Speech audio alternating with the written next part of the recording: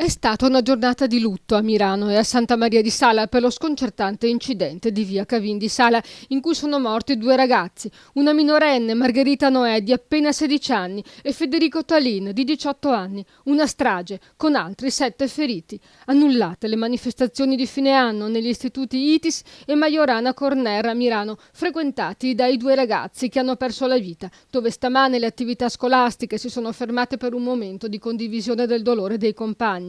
E nel luogo dell'incidente è avvenuto un autentico pellegrinaggio di amici e conoscenti. Spero però che questo sia un esempio per tutti noi, perché siamo giovani, non dovrebbe succedere a nessuno, perché alla fine sono morti degli innocenti e giovani, quindi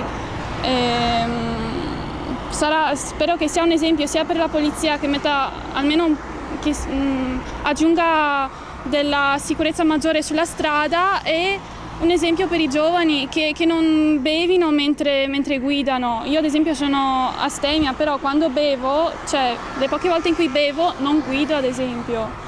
All'origine della strage avvenuta sabato sera una mancata precedenza da parte del fratello di Margherita che guidava, ma soprattutto l'alcol che ha annebbiato i riflessi dell'investitore, trovato positivo all'alcol test per il triplo del consentito. Entrambi sono accusati di omicidio colposo. Un altro dolore che si aggiunge allo shock delle famiglie.